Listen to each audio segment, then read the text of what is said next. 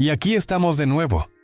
Ganar la batalla en la frontera nos dio un respiro, pero en este mundo, el éxito prematuro es una sentencia de muerte. El estruendo de mi pólvora cruzó los reinos y despertó la codicia del hombre más poderoso del imperio.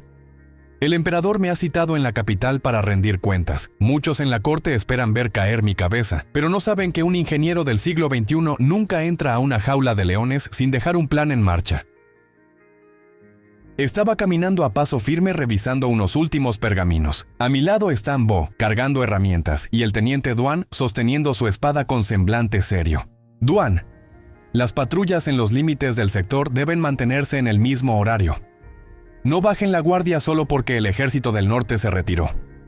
Los caminos comerciales necesitan estar despejados. Entendido, supervisor. Mis hombres mantendrán el orden, pero nos preocupa que lo hayan citado de esa manera. La capital es un nido de víboras. Sé exactamente a dónde voy, Duan. Por eso necesito que hagan su parte aquí. Bo, aquí están las directrices para las obras de los canales secundarios y los almacenes de grano. Ya la gente sabe cómo mezclar el hormigón, así que supervisa que no escatimen en las proporciones. Descuide, jefe. Yo me encargo de que muevan la tierra rápido. Y lo más importante, entren de lleno en este plano en específico. Concentren el 70% de la mano de obra disponible y los 500 hombres en este proyecto. Necesito que trabajen en esto día y noche mientras no estoy. Cuando regrese de la capital, esta estructura tiene que estar prácticamente terminada. Entiendo, jefe. Si esto funciona como usted dice, cambiará todo el sector. Nos pondremos a trabajar en los cimientos mañana mismo. Buen viaje, supervisor. Cuide su espalda allá arriba. Dejar el pueblo desamparado habría sido un error de novato. Mientras yo arriesgo el pellejo negociando con el emperador en la capital, ellos estarán construyendo la base de nuestro verdadero progreso. Para todos, el diseño de esa estructura seguirá siendo un misterio. Por ahora. En las puertas de madera del pueblo, un carruaje oficial de la corte espera con una pequeña escolta de jinetes imperiales. Veo a Mei, está parada junto a los caballos, vistiendo sus túnicas de erudita. Al poco tiempo, Lia se acerca caminando con elegancia, luciendo un vestido de viaje formal, propio de una doncella noble, pero con una postura alerta. Mei es la primera en hablarme. Supervisor Ren, antes de que suba a ese carruaje, quiero pedirle formalmente que me permita acompañarlo a la capital. ¿A la capital? ¿Para qué querría una erudita del norte ir al centro del imperio? Jefe, mi conocimiento se limita a los textos antiguos y a las estrategias de mi facción. Deseo comprender cómo funciona la corte imperial y expandir mis estudios. Sé que mi presencia puede incomodar, pero le aseguro que sé mantener una distancia prudente. Mei no es una guerrera, pero tiene algo más valioso en una corte corrupta. Una capacidad de observación jodidamente fría. Nota los detalles que otros pasan por alto. Puede ser un activo útil si las cosas se ponen feas. Además, prefiero tenerla cerca a dejarla en el pueblo y me cree un revuelo. Está bien, Mei.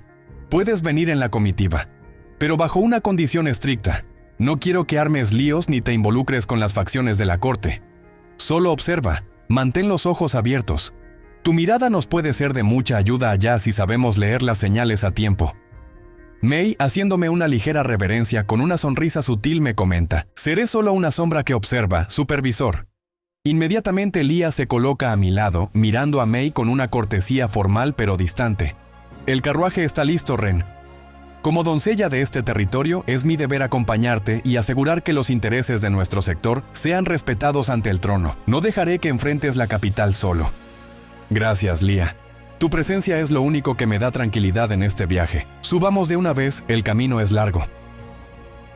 Ya van unas cuantas horas desde que iniciamos el viaje. Estamos en el interior del carruaje en movimiento. El traqueteo de las ruedas de madera contra los caminos de tierra se escucha de fondo. El espacio es reducido. Estoy sentado revisando unos apuntes rústicos, mientras Lia observa con calma por la ventana, y Mei se mantiene en un rincón anotando en un pequeño pergamino. El ambiente es notablemente tenso. Cruzar las 3 provincias centrales del imperio en este carruaje se siente como una cuenta regresiva. Viajar con la mujer que confió en mí desde el primer día y con la erudita que intenta descifrar cada uno de mis pensamientos no es una tarea fácil. El silencio aquí adentro se puede cortar con un cuchillo. Lia se gira con voz suave pero firme. Ren, hemos pasado el límite de la segunda provincia. Los estandartes imperiales son más frecuentes aquí. La guardia de la capital no es como los soldados de la frontera. Ellos responden directamente al primer ministro. Lo sé, Elia. No planeo desafiarlos en su propio terreno. En la frontera teníamos la ventaja del terreno y la sorpresa de la pólvora. En la capital, nuestra única arma será la lógica. May, sin levantar la vista de sus notas, comenta: la lógica es un idioma que los burócratas de la corte no siempre entienden, supervisor. Allá el estatus y el miedo dictan las reglas. Si el emperador percibe que su inteligencia es una amenaza para su control, ninguna explicación científica lo salvará. Por eso mismo no voy a explicarles cómo funciona el mundo, May. Voy a hacer que mi presencia sea tan necesaria para ellos, que ejecutarme sea un mal negocio. En la política antigua, la clave es la misma: volverte indispensable. De repente, logré ver un desfiladero estrecho rodeado de altas paredes de piedra de montaña. La comitiva se ha detenido por completo.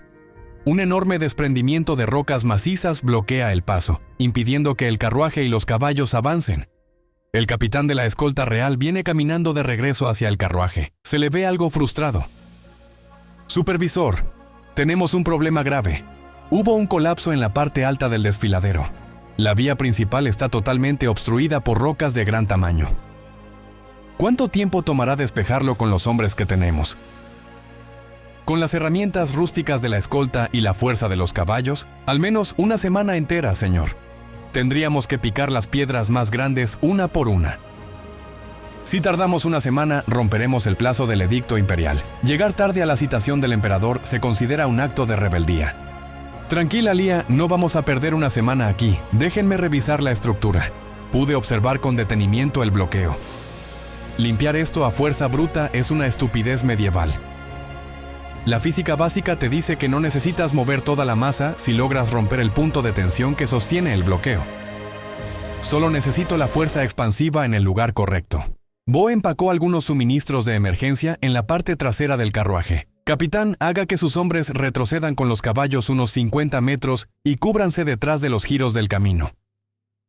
¿Qué es eso, supervisor? ¿Planea mover toneladas de piedra con pedazos de madera? Haga lo que le digo si quiere llegar vivo a la capital, capitán. Estos eran los últimos cartuchos de pólvora rústica que cargaba conmigo. Es un desperdicio usarlos aquí, pero no tengo alternativa. Introduje los 3 cilindros de bambú profundamente en las grietas de la roca base, la que soportaba el peso del derrumbe. Conecté las mechas de cuerda trenzada y les prendí fuego. De pronto, un estallido ensordecedor resuena en las paredes del desfiladero. La roca base se fragmentó en 1000 pedazos por la expansión de los gases, haciendo que el resto del derrumbe colapse hacia el barranco lateral de forma limpia. El camino quedó completamente despejado en medio de una nube de polvo. El capitán de la guardia, saliendo de su cobertura con los ojos abiertos de par en par, temblando levemente. Por los dioses, en 10 minutos hizo el trabajo de un batallón. May, observando los restos de la roca con fascinación pura, susurrando: fuerza contenida y liberada en un solo punto. Realmente no es magia, es una precisión aterradora, Ren. Ya supérenlo, dejen la sorpresa y la adulación. El camino está libre, capitán. No perdamos más tiempo, que el emperador no tiene fama de ser un hombre paciente. Luego de un tiempo ya podíamos verlo. Las imponentes murallas blancas y doradas de la capital se alzan frente al carruaje. Al entrar, las calles principales muestran una fachada de lujo, pero puedo ver los callejones laterales, lodo acumulado, canales de agua estancada y un sistema de distribución colapsado. El carruaje se detuvo frente a la mansión de la familia de Lia. Al bajar, se escucha un tumulto dentro de la propiedad. Varios oficiales imperiales tienen rodeado a mi propio suegro, confiscando documentos. Todo el inventario queda sellado por orden del Ministerio del Tesoro. Lord Vael, queda usted bajo arresto domiciliario. Se le acusa formalmente de fraude y del desvío de 3.000 piezas de oro, destinadas al mantenimiento de los graneros reales. Esto es una calumnia. Jamás he tocado el tesoro del imperio. Esos graneros fueron revisados el mes pasado. Esto es el fin. Primero llaman a nuestro hijo por sus inventos peligrosos y ahora nos destruyen con esto. Nos van a ejecutar a todos. En la capital nadie me conocía. Para los oficiales y los burócratas, yo solo era el hijo inútil que regresaba de la frontera. Nadie me prestó atención mientras me acercaba a la mesa donde tenían los libros contables requisados. Me quedé en silencio, pasando las páginas llenas de números rústicos. La contabilidad imperial es un chiste de partida simple. Es sumamente fácil camuflar un desfalco si solo restas de un lado sin cruzar los datos de transporte. Aquí está el truco. Duplicaron los costos de flete marítimo del grano que nunca llegó. Di un paso al frente con un tono calmado pero firme les dije: «Oficial, detenga el embargo. Ese libro está manipulado y el verdadero culpable no está en esta habitación». El oficial imperial mirándome con desprecio me dijo: «¿Y quién eres tú para interrumpir un decreto del Tesoro?». «Soy el supervisor Wren, y si revisa la columna de fletes de la página 12, verá que registraron 3 transportes fluviales durante la temporada de sequía, cuando el río principal no tiene el calado suficiente para barcos de carga. El dinero no lo desvió Lord Vael. Se cobró en las oficinas del Ministerio del Tesoro antes de que el grano saliera de los puertos del sur. Usar matemáticas modernas y lógica financiera me tomó apenas 5 minutos. Desarmé la trampa contable en sus narices, demostrando la inocencia de mi suegro antes de que el caso llegara a mayores. Los oficiales, confundidos y asustados por la precisión de mis datos, se retiraron a verificar la información, dejando a la familia en un silencio de absoluto asombro. Había salvado el honor de mi suegro, pero el verdadero juicio me esperaba en el palacio. Este día pudimos descansar sin problema. Cenamos todos juntos y conversamos sobre formalidades en la familia. Sin embargo, lo realmente importante no se hizo esperar. Al día siguiente aquí estábamos. El Salón del Trono. Columnas gigantescas con relieves de dragones de oro. El emperador está sentado en lo alto, observándome con una mezcla de frialdad y curiosidad. Los ministros y los alquimistas reales murmuran a los lados. El gran emperador es el primero en hablar. Supervisor Wren. Me llegaron informes de lo que hiciste ayer en la mansión de Lord Vael. No sabía que en mi corte ocurrían tales desvíos de dinero, y ciertamente no esperaba que un administrador de la frontera expusiera la corrupción de mis propios ministros con tanta facilidad. Eres inteligente. Pero no te llamé por tus dotes contables. Exijo la fórmula del polvo negro que usaste en el norte. Hice una reverencia medida, hablando con fluidez, le comenté: Majestad, lamento informarle que yo no poseo esa fórmula. El polvo negro me lo entregó un mercader ambulante extranjero que pasó por mi sector hace meses. Se lo compré por curiosidad y usé lo último que me quedaba para defender el territorio. El hombre desapareció y no lo he vuelto a ver. Sin embargo, me entregó otro objeto antes de irse. Saqué la brújula magnética de mi túnica y la presenté con ambas manos. Es un regalo que él me dio y que ahora pongo a sus pies. Su aguja siempre apunta al norte, sin importar las tormentas o la oscuridad. Guías como esta asegurarán que sus ejércitos jamás se pierdan. El emperador, tomando la brújula, revisándola brevemente, me comenta: es un artefacto ingenioso. Definitivamente será de mucha utilidad. Pero no te equivoques, Wren. Lo que yo necesito es la pólvora. Si no me la entregas, todo tu ingenio no me sirve de nada, y mantenerte vivo sería un gasto inútil para el imperio. ¿Me comprendes? Majestad, lo comprendo, solo le pido tiempo. Mi gente ya está buscando la ruta de ese mercader en la frontera, y estoy seguro de que pronto lo encontraremos. Mientras tanto, para demostrar mi lealtad, puedo serle de ayuda aquí. He notado que la capital tiene problemas serios que puedo corregir en pocos días. ¿A qué problemas te refieres? Las fuentes de agua están corrompidas, los cuarteles sufren enfermedades estomacales y el camino principal de suministros se convierte en un pantano inutilizable cada vez que llueve. Apenas mencioné eso, un ministro de la corte, indignado, salió a hablar. ¡Silencio! ¿Acaso estás insinuando que el gobernador lidera mal la capital del imperio? Mirando al ministro, sin titubear le respondí: no es eso. Su majestad gobierna bien, simplemente son cosas que se pueden mejorar porque el pueblo está sufriendo. Esas últimas palabras cambiaron el ambiente. Apelar al bienestar del pueblo frente al trono dejó mudos a los ministros egoístas y captó la atención del emperador.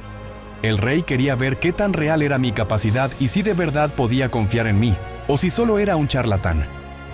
Te daré 3 meses, Wren. 3 meses para encontrar la pista de ese mercader y traerme la pólvora. Mientras tanto, corregirás los problemas de la ciudad que acabas de mencionar. Pero no te equivoques. Tienes prohibido salir de los límites de la capital. Y para tus obras, te asignaré 5 guardias y 30 obreros. Veamos qué hace tu lógica con eso. Al terminar esa estresante reunión, me encontraba en el estudio, en la mansión que me fue asignada. Es de noche y la única iluminación proviene de un candelabro rústico. Me puse a revisar unos bocetos de zanjas y filtros de agua. May entró sigilosamente, cerrando la puerta detrás de ella. Se acercó a la mesa con paso lento y seguro. May se quedó observando los planos sobre la mesa. 5 guardias y 30 obreros. El emperador prácticamente te ha dado una sentencia de muerte encubierta, Ren. Sabe que con ese personal no se puede levantar ni un muro. No necesito levantar muros, May. Necesito optimizar los recursos. El imperio gasta demasiado porque piensa a lo grande. La física funciona en escalas pequeñas. May, dando un paso más, inclinándose levemente hacia mí. Sigues actuando con demasiada calma. Sé que la historia del mercader extranjero es una mentira para proteger la fórmula. Nadie entrega un arma de ese calibre sin pedir nada a cambio. Si me confías la verdadera procedencia de ese polvo negro, puedo usar la influencia de mi facción en el norte para darte protección política dentro de la corte. No tienes que enfrentar este encierro solo. May está intentando pescar en río revuelto. Sabía que yo estaba contra la pared y quería usar su astucia para sacarme información confidencial bajo la fachada de una alianza. Pero antes de que pudiera darle una respuesta evasiva, la puerta del estudio se abrió de par en par. Leah, entrando a la habitación, manteniendo una postura impecable y un tono de voz gélido, dijo: «La noche está avanzada, señorita May. El supervisor debe comenzar los trabajos de saneamiento al amanecer y necesita descansar. Como doncella responsable de su comitiva, le sugiero que regrese a sus aposentos». May, girándose lentamente mirando a Leah con una sonrisa irónica, le respondió: «Solo estábamos discutiendo la logística de las obras, doncella Leah. No hay necesidad de alarmarse». Leah, caminando firmemente hasta colocarse entre May y yo, finalizó: «Los planos se discuten de día y en presencia de la escolta. A estas horas, cualquier conversación puede prestarse a malas interpretaciones en una ciudad tan vigilada. Acompáñeme a la salida, por favor». Leah manejó la situación con una elegancia formal implacable. May entendió el mensaje, hizo una reverencia sutil y se retiró. Leah me miró seriamente por unos segundos, recordándome sin palabras que en esta ciudad el peligro no solo venía de los soldados, sino de las intenciones ocultas de quienes nos rodeaban. Ya en el exterior al día siguiente me encontraba en el campamento de las obras en un sector descuidado de la capital. Veo planos rústicos clavados con estacas en el suelo. Observo a los 30 obreros quienes lucen cansados y desmotivados, los 5 guardias imperiales vigilando de brazos cruzados. 30 obreros y 5 guardias. Para construir un palacio, ese número es un chiste. Para limpiar una ciudad entera, parecía una broma de mal gusto del emperador. En realidad, los primeros 10 días no movimos una sola piedra. Los dediqué exclusivamente a la logística. Si tienes poca mano de obra, no puedes permitirte un solo movimiento en falso. Dividí a los 30 hombres en 3 cuadrillas de 10. La primera para el agua, la segunda para los caminos y la tercera para el suministro de materiales. Según mi plan, la fase 1 se centraba en curar el agua y salvar a mi suegro. Luego del incidente donde lo intentaban incriminar, contrajo una enfermedad, por los síntomas parecía más viral que otra cosa. Cuando ya tenía todo organizado, el trabajo de obra empezó al fin. Los obreros estaban excavando alrededor de un pozo principal. Estábamos introduciendo capas de materiales dentro de una gran estructura de madera vertical conectada al pozo. La gente, sobre todo los ministros, nos veían con burlas, sin entender lo que hacíamos, lo cual para mí era un alivio, así no se metían ni retrasan el trabajo. Me encargué de filtrar agua limpia para Lord Vael. Con el cuidado necesario y agua limpia empezó a recuperar el color en el rostro. De vuelta en el trabajo, empecé a explicarle a los obreros: no limpien el fondo del pozo todavía. El problema no está abajo, está en las filtraciones superficiales de las letrinas cercanas. Necesitamos un filtro de flujo continuo antes de que el agua llegue a los baldes. El agua de la capital no estaba maldita. Simplemente estaba saturada de materia orgánica y sedimentos que causaban la epidemia en los cuarteles. Construimos 3 torres de madera de filtrado por gravedad en los pozos principales. Diseñé un sistema de filtrado por estratos, una capa superior de grava gruesa para retener las hojas y ramas, una capa intermedia de arena fina de río para atrapar los lodos, y una capa inferior, la más importante, de carbón de leña triturado y activado al calor. El carbón elimina las toxinas y el mal olor por absorción química. Mientras me tomaba un descanso, Leah entró al estudio con un cuenco. «Ren, mi padre ha dejado de tener fiebre. El agua hervida con las sales que preparaste detuvo el vómito por completo. Los médicos de la corte decían que era un castigo divino, pero esto Esto es increíble. Es solo higiene básica, Lía. Si el agua que entra al cuerpo está limpia, el sistema inmunológico hace el resto. Ahora que el agua de la zona norte está controlada, tenemos que mover a la segunda cuadrilla al camino de suministros. El invierno se acerca. Con esto iniciamos la fase 2, el método Macadam y el riego. Estábamos en las calles de la capital. Los obreros usan herramientas de hierro para excavar zanjas profundas a los lados de la vía. Colocan piedras grandes abajo y piedras más pequeñas arriba, compactándolas con un rodillo pesado de piedra empujado por bueyes. El camino principal de la capital era una trampa de lodo porque los ingenieros imperiales lo hacían completamente plano, pensando que así era más fácil transitar. Error básico de nivelación. Cuando llovía, el agua no tenía a dónde ir y ablandaba el suelo. Nos tomará alrededor de un mes entero reformar apenas 2 kilómetros de la vía principal con el método Macadam. En uno de esos días, dirigiendo la obra bajo la lluvia, no paraba de decirles: no pongan la tierra encima, eleven el centro del camino, creen una curvatura para que el agua ruede hacia los lados. Las piedras más grandes van en la base para el drenaje. Hicimos que el centro de la calzada tuviera una ligera elevación en arco y cavamos zanjas laterales de 1 metro de profundidad para desviar el caudal de lluvia.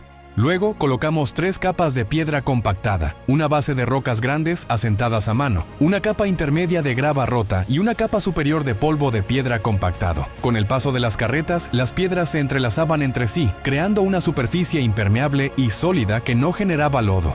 Aprovechando esa misma agua desviada de las lluvias y los caminos, diseñamos canales rústicos de mampostería hacia los huertos periféricos de la ciudad.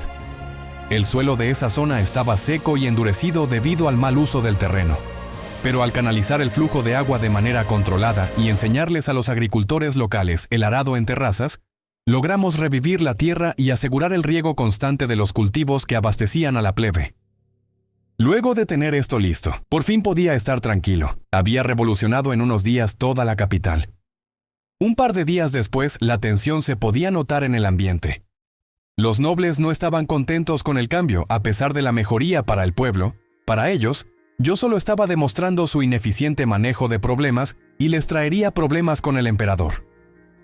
Estábamos en un callejón estrecho y oscuro cerca de las obras del canal de riego. Es de noche y la visibilidad es mínima. Caminaba de regreso a la mansión acompañado por May, quien observa los alrededores con extrema atención. De pronto, May se detiene en seco y me toma del brazo con fuerza. May, susurrando con voz tensa, me dice: «Ren, detente». Los pasos detrás de nosotros cambiaron de ritmo al entrar al callejón. Nos están cazando. Yo, mirando hacia atrás de reojo, sin ver nada en la penumbra, le pregunté: ¿estás segura? No veo a nadie. He pasado mi vida en la frontera observando los movimientos del ejército. Esos 3 hombres de la esquina acaban de descubrir dagas bajo sus túnicas. ¡Muévete ya! La aguda capacidad de observación de May nos salvó la vida. Los alquimistas reales y los ministros corruptos que quedaban en la corte no podían permitir que un extranjero resolviera con 30 hombres lo que ellos no hicieron en años con todo el tesoro imperial. El ataque fue rápido y sucio. No hubo discursos ni advertencias. Los 3 sicarios se lanzaron encima con las armas descubiertas.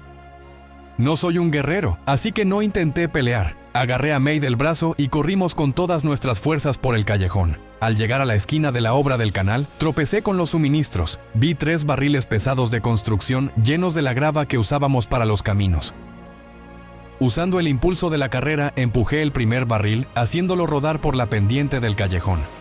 El impacto desestabilizó a los atacantes, trancando el paso estrecho y dándonos los segundos necesarios para salir a la avenida principal iluminada, donde la Guardia Imperial patrullaba. Nos salvamos por los pelos, pero el mensaje estaba claro. Mi intelecto ya no solo era una curiosidad para el emperador, era una amenaza directa para los poderosos de la capital. Luego de ese susto, llevé a la pobre de May a que se fuera a descansar. Yo hice lo propio. Llegué a la habitación en la mansión asignada. Me encontraba de pie intentando regular la respiración, aún sacudido por la adrenalina de la persecución. Me limpié los restos de polvo de la túnica. No pasó mucho tiempo antes de que Lía entrara apresuradamente, cerrando la puerta con fuerza. Al verme a salvo, su habitual postura rígida y protocolar desapareció por completo. Sus manos temblaban visiblemente. Lía, con la voz entrecortada, acercándose rápidamente, me dijo: «Casi te matan, Ren». Me enteré de lo que pasó en el canal secundario. Si esa erudita no hubiera estado atenta, ahora mismo estarías en una fosa común. Estoy bien, Lia. Sabíamos que esto podía pasar al tocar los intereses de los alquimistas. Logramos dejarlos atrás. Lia, tomándome por los hombros, mirándome con una mezcla de frustración y miedo real. No lo entiendes. Mi padre está vivo y su honor está a salvo gracias a ti. Cambiaste la salud de los cuarteles en semanas. Pero mientras todos se benefician de tu mente, tú sigues caminando con un pie en la tumba. Si te pasa algo en este lugar, yo no sé qué haría. No puedo perderte, Ren. Ver a la doncella noble, la mujer que siempre mantenía una fachada de hierro ante la corte, romperse por completo debido al miedo de perderme, eliminó cualquier barrera que quedara entre nosotros. La adrenalina del atentado y la certeza de que en la capital cada día podía ser el último, nos empujaron a dejar de lado los protocolos y los títulos. Tomé sus manos con firmeza, atrayéndola hacia mí. No me va a pasar nada, Lia. Vinimos a este nido de víboras juntos y vamos a salir de aquí juntos. No voy a dejarte sola. Esa noche, en medio del encierro y el peligro constante de la capital, consolidamos nuestra relación de manera definitiva. Ya no éramos solo un supervisor y una doncella unidos por conveniencia o deber. Nos convertimos en un frente absoluto, una unión real basada en la confianza ciega y la necesidad mutua de sobrevivir a lo que viniera. Digamos que fue una muy buena noche. Luego de reforzar la unión entre Lia y yo, nos encontrábamos en el Salón del Trono. Afuera ruge una tormenta brutal, pero a través de los grandes ventanales se observa la calzada principal resistiendo impecable y los canales drenando con fluidez. El emperador está de pie, de espaldas al trono, mirando fijamente la ciudad. Yo estoy arrodillado a una distancia prudente. El silencio en el salón es denso, interrumpido solo por el eco de los truenos. El día 85 llegó con un diluvio, pero la ciudad no se ahogó. Mientras observaba al emperador mirar en silencio las calles secas y los pozos limpios, supe exactamente lo que pasaba por su mente. No estaba simplemente impresionado. Estaba calculando el peligro. Acababa de resolver las mayores crisis de su capital en menos de 3 meses, usando apenas 30 obreros y 5 guardias. Un hombre capaz de hacer un milagro con migajas es útil, pero para un monarca absoluto también es jodidamente aterrador. El emperador, girándose lentamente con una mirada gélida que corta el ambiente. Los cuarteles están sanos, el riego funciona y mis ministros ya no pueden ocultar sus robos tras el caos de la ciudad. Has cumplido, Ren. Tu lógica es real. Pero el plazo de los 90 días expira, y mis manos siguen vacías. ¿Dónde está el polvo negro? Levantando la vista, manteniendo una postura firme y la voz templada, le respondí: Majestad, tal como prometí y cumplí en sanear su capital en tiempo récord, le pido ahora que me otorgue el tiempo necesario para regresar a la frontera norte. Aquí, bajo el constante acecho de la corte, es imposible avanzar. Necesito volver a mi sector para seguir el rastro de ese mercader ambulante, conseguir los materiales puros en los depósitos minerales de la frontera e intentar replicar la fórmula por mí mismo. Déjeme ir, y le entregaré un poder que hará de este imperio la nación más poderosa que jamás haya existido sobre la tierra. El emperador, caminando hacia mí con pasos lentos y pesados, deteniéndose a escasos centímetros, me afirmó: Te dejaré ir, supervisor, pero no te vas como un hombre libre, te vas con una soga al cuello. ¿Una condición, majestad? Inclinándose con tono amenazante y voz baja, me dijo: 1 año exacto. Te doy 12 meses para regresar a este palacio y entregarme la fórmula exacta de ese polvo negro, o algo considerablemente más poderoso que ella para compensar tu ausencia. Si cumples, tendrás el norte y el estatus que desees. Pero si el plazo termina y regresas con las manos vacías, o si intentas huir... Sosteniendo la mirada sin parpadear, le dije: Cumpliré mi palabra, señor. Más te vale, porque no soy estúpido, Ren. Nadie en la corte sabe de dónde saliste ni cómo funciona tu mente. ¿Quién me garantiza que ese incidente en la frontera norte no fue una fachada? ¿Quién me asegura que no estás coludido con el ejército enemigo y planeas entregarles tus fórmulas a ellos para traicionarme? Si me fallas, no solo caerá tu cabeza.